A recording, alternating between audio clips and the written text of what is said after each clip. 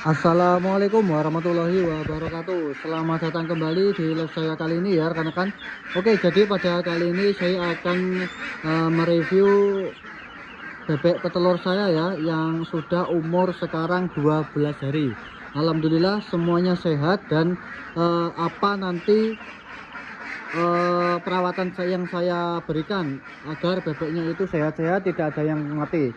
Bahkan sampai umur 12 hari ini masih 0 kematian, jadi semuanya masih hidup 100%.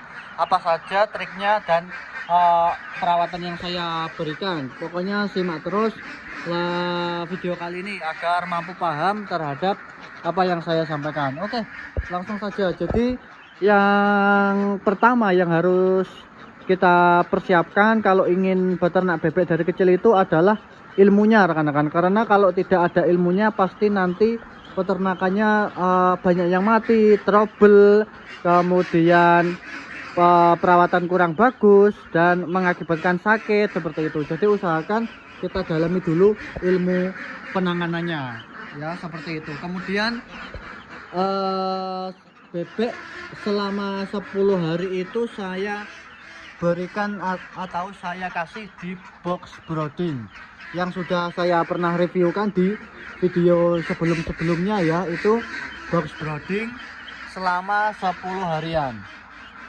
Nah, setelah itu umur 10 hari itu saya pindah ke dalam kandang pembesaran seperti ini. Ini di sebelahnya kandang bebek yang sudah berproduksi ya, ini sebelahnya saja.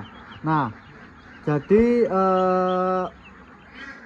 kalau saya ya itu umur 10 harian, tapi ada juga peternak yang umur 7 hari, ada juga yang umur 2 minggu atau 14 hari seperti itu. Tapi kalau saya tergantung tingkat pertumbuhannya. Kalau sudah tingkat pertumbuhannya sudah bagus, saya langsung turunkan umur 10 harian seperti itu. Kalau terlalu lama di dalam box brooding itu biasanya pertumbuhannya akan kurang maksimal seperti itu rekan-rekan ya. Jadi usahakan kalau sudah sesuai dengan pertumbuhannya itu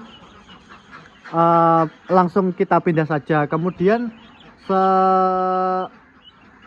sebelum saya pindah itu saya vaksin dulu dengan menggunakan vaksin ND Lasota lewat tetes hidung seperti itu rekan-rekan. Pernah saya buatkan videonya di konten-konten saya ini, silahkan dicek ya.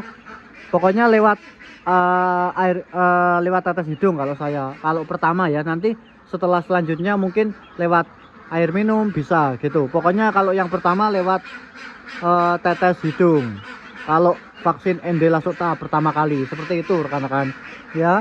Pada saat sebelum di dalam kandang itu yang harus kita persiapkan itu yang paling penting itu kandangnya dibersihkan dulu ya.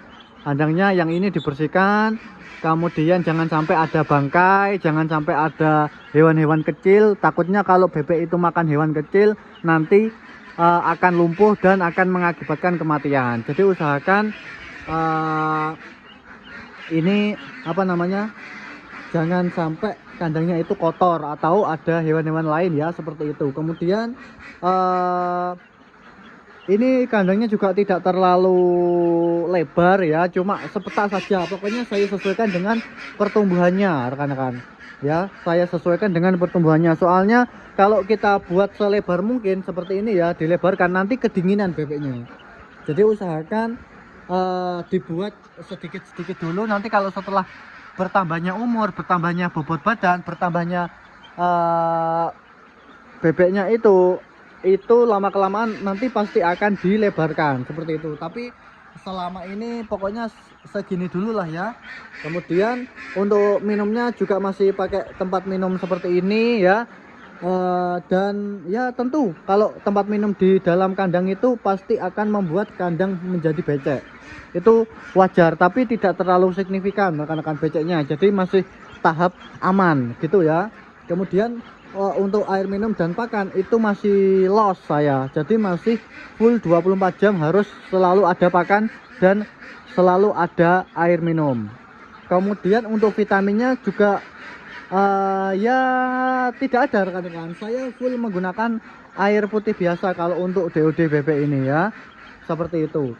Kemudian yang tidak kalah penting itu kalau pada saat malam, kalau dingin ya itu usahakan ditutup rekan-rekan. Saya menggunakan ini jaring paranet ya untuk menutupi di tengah kandang pada saat malam. Jadi sehingga bebek itu tidak terlalu kedinginan. Apalagi di samping-samping kandang itu saya menggunakan esbes.